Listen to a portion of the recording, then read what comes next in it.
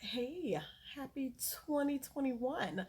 Just out of plain nosiness, curiosity, did you guys set any New Year resolutions? Any you care to share? I'm still working on my list. I'm a procrastinator. Ooh, that could be one. Can work on this procrastination because I'm supposed to be working right now. I've got a ton of shit to do. I'm still holding this little damn button. But if you have any New Year resolutions and you would like to share, you know what to do. I don't even know what you do. What do you call it when it's on this app? I know like Facebook is like the inbox and Instagram you slide in the DM. So what is this on Snapchat? Like you send me I don't know. Anyway, whatever. I'm just curious. I'm nosy. Okay, so I do have New Year resolutions, but I don't actually. I do New Year resolutions like when my birthday comes. So it's like you turn a year older, and then I kind of take a step back and I look, and I'm like, bitch, what the fuck have you been doing with your life? Like you gotta get your shit together. So then I start making this list, which we commonly do the first of the year, and it's like oh, get in shape, eat right, do all this stuff. So I started with something that I've never done before, which was self care. I started to remove toxicity from my life, and that was the first thing. I always look at it as like the things that we do, like our accomplishments. Like I'm now a certified master life coach, bitches, and I still say bitches. I think I'm not supposed to. I don't know, but in the baking and the writing and the podcast and all that stuff. But I was like, you woman, you got to take care of you. Accomplish that first. So that's what I did. And I removed so many things and so many people and so many habits from my world. And I literally feel lighter. Okay, so I start with the self care, and it's been beautiful. Now, it took me back, like, there were some things that I had to deal with, like, those fucked up ass relationships that I stayed in, regardless if it was like, intimate relationships like your ex husband, ex fiance, whatever, family members, friends, whatever the case may be. So I had to detox off of those things because it's so crazy. But even when something is not good for you or someone isn't, you still miss them. You're so used to it. You still miss them. You still want them. And I went through that. I went through that. And it was embarrassing to admit to myself, but it's like, you sometimes you have to swallow that pill in order for you to be able to move on. So I accept that I was an idiot. I was a fool.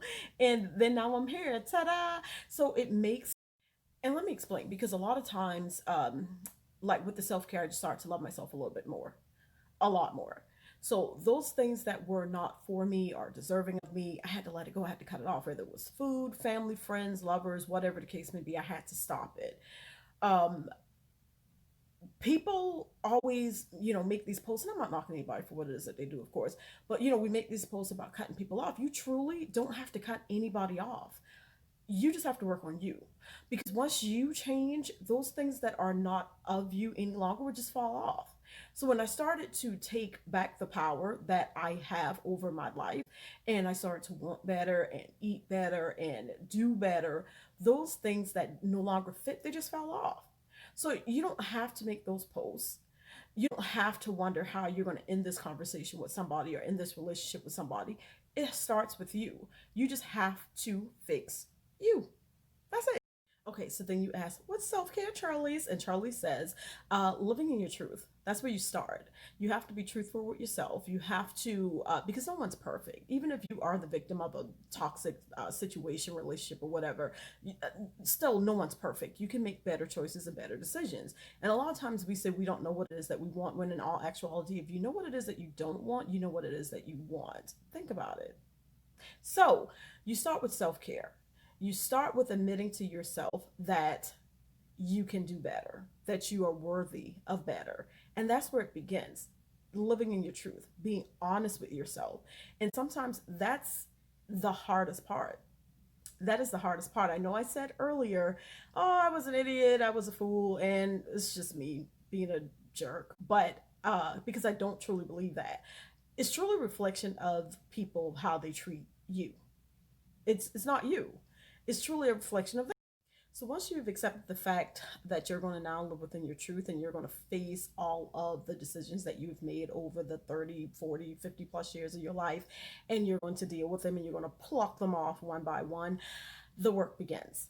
And you start with just not making yourself available. Sounds easy, right? I was blocking my ex, well, we were blocking each other for years, but we still hooked up for years because we wanted to be available for each other. So I just stopped being available, period. I started occupying myself with other things. So that way, when a call came through, if it was him calling from a different number or just anyone that I probably didn't even want to talk to in general, I was working on my writing, I was working on my podcast. And it wasn't busy work, it was things that I was letting go so I could make time for these people and for these things. Even friends that would call me just sit on the phone and want me to listen to you breathe. Like, chick, I could have wrote 2 chapters by now. So the detox began, whether it was friends, family, old lovers, whatever the case may be, eating habits. I'm still not perfect, but I'm getting there. I'm getting there. All these things started to fall off, all because I started to make changes within myself. Too often we blame other people for the issues that we're having in our lives or our feelings, and they're called your feelings for a reason because they're yours. So you're responsible for them. No one can make you feel any type of way. That's just how you choose to respond. But that's another topic.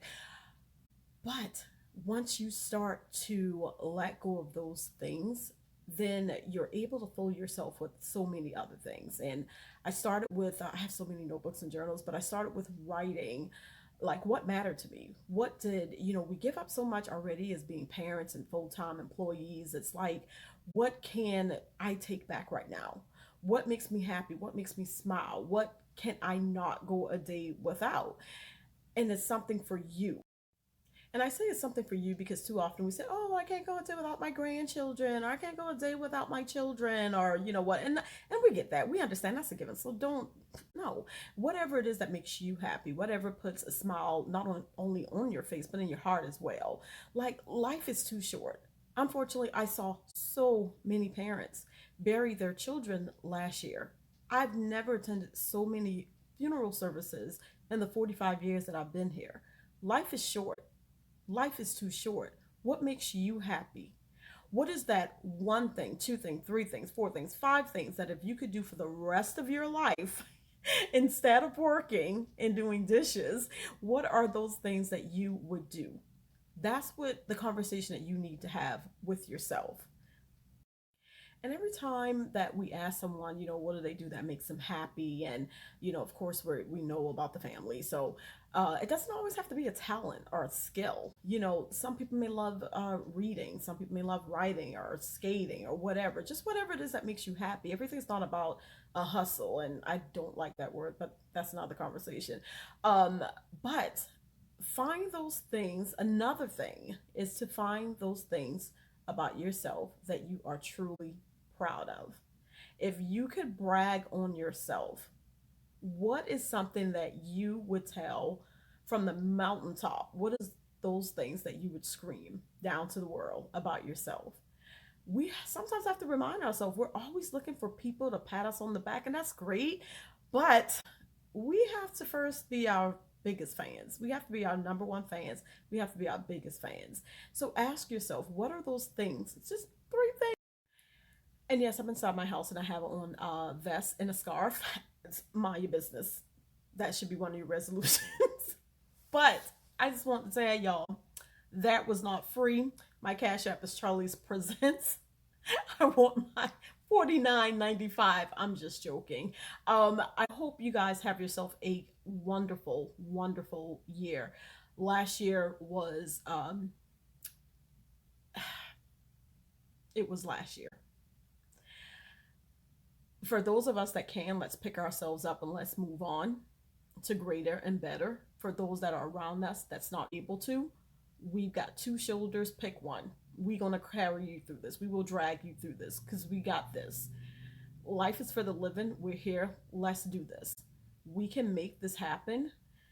We have to put our best foot forward, but I truly believe that it starts with self. You got to love yourself.